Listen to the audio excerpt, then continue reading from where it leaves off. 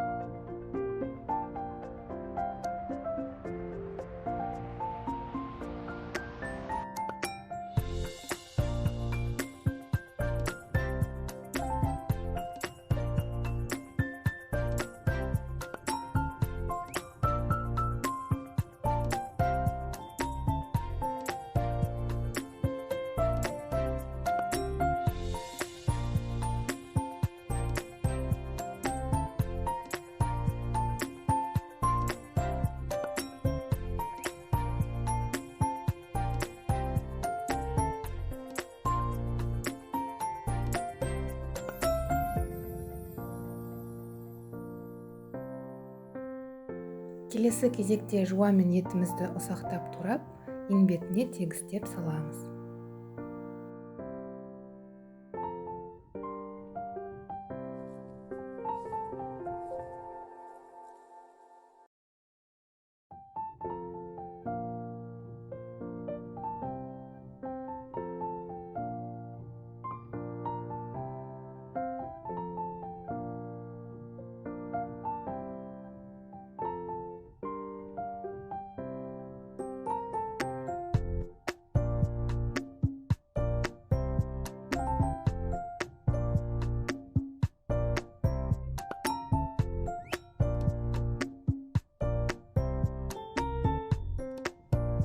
Салатымызды дастарханға ұсынбас бұрын үлкен тарелка алып салат жапырақтарын төсеп аламыз.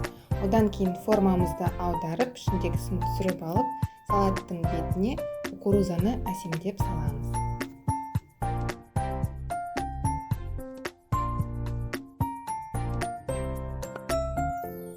Мінекей салатымыз дайын, өте тойымды әрі оңай жасалады.